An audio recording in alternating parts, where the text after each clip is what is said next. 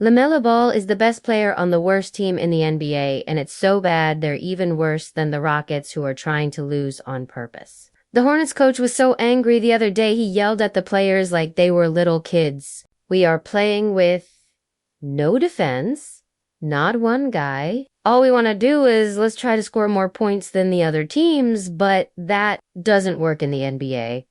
All we care about is scoring points, and that's it. If you're going to try to play like that, you better have like 5 amazing players. Look, maybe it's a good thing because they can start over if they get the #1 player in the draft. But even then, it wouldn't matter. This is such a bad sign for LaMelo. If you look at NBA history, I just made a video on why Chris Paul is such a mean player. His first ever fight was with Rajon Rondo.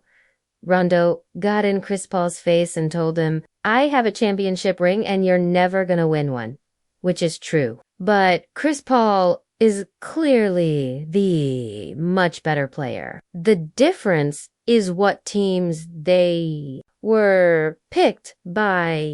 Rondo got picked by a really great team with teammates like Kevin Garnett, Paul Pierce, and Ray Allen.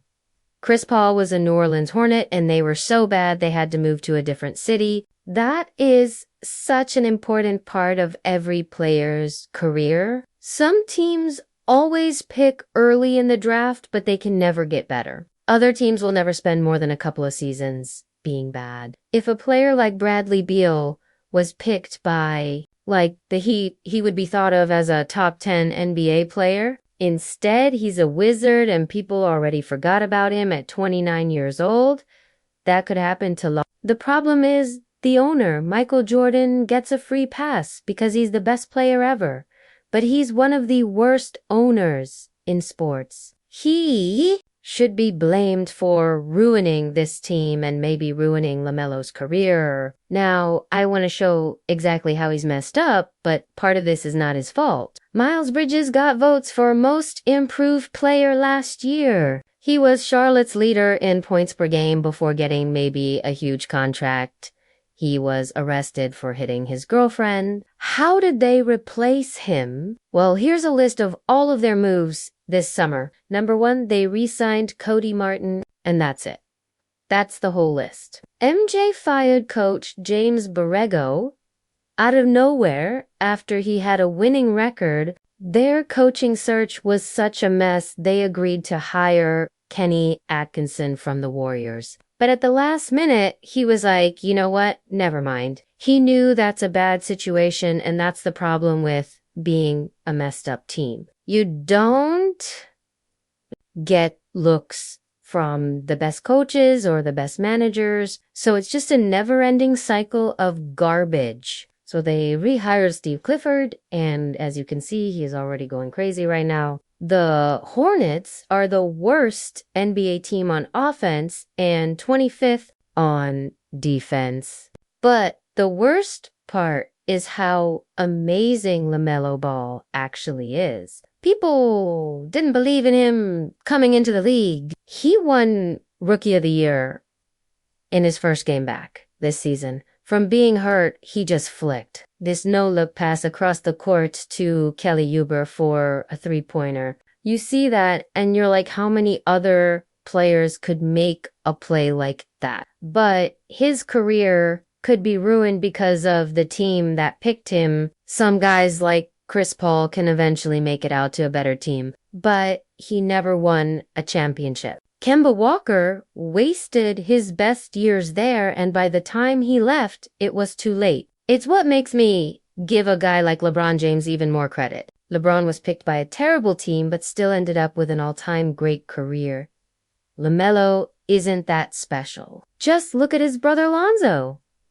He gets picked by the messed up Lakers, which set him back in terms of shooting or just learning how to win in a good place. Finally, he gets traded to New Orleans, but they weren't ready to win yet. By the time he gets to his best years, it could already be too late with injuries. This is a huge problem for LaMelo, and at least he is going to waste his first 7 seasons in Charlotte. The way the NBA is set up, the player's first team holds them prisoner with money. After a 4-year rookie contract, the team that picked them can offer about $85 million more than any other team. That's because the home team can offer more money and an extra year to their rookie, and that is so much more money. We have never seen a player turn down a huge extension ever. I mean, LaMelo could get hurt. He could randomly get bad. We don't know. So turning down a huge extension is not realistic. He will stay a Hornet for a long time, and by the time that second deal is over, he'll be 27 years old before he's actually a free agent for the first time. Now, the only way around this is Michael Jordan becoming a great owner. So far, he's been one of the worst. MJ took over in 2010.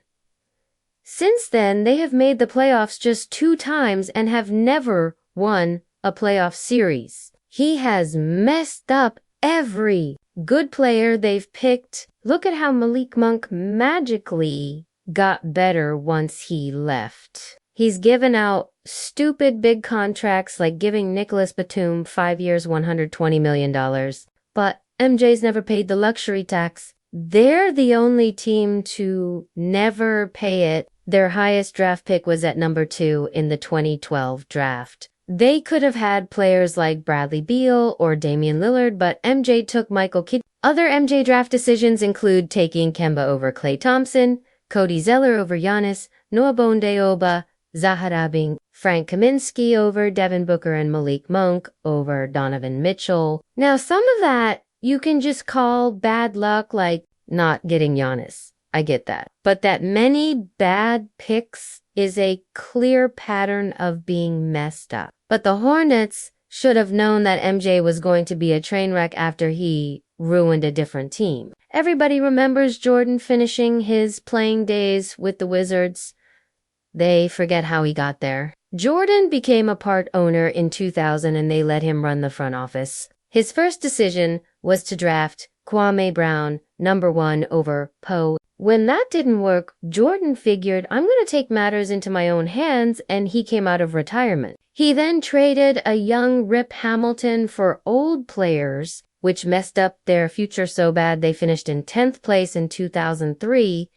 For some reason, the best player ever cannot find talent in other people. That is why he needs to let go of control for what happens next, because the Hornets are about to enter a very important year. If LaMelo is ever going to be successful there at the trade deadline this year, they are so bad, most of their players will be on the trade block. Guys like Mason Plumlee, Kelly Oubre, PJ Washington are on contracts that end this year and should bring back draft picks. But the Lakers reportedly want Terry Rozier. They should do anything to get at least one of LA's draft picks, because if they're lucky enough to get Victor Wembanyama, that Laker pick will be important to surrounding him and LaMelo with talent. The worst place for a team to be is in the middle, and if they don't trade pieces, now what?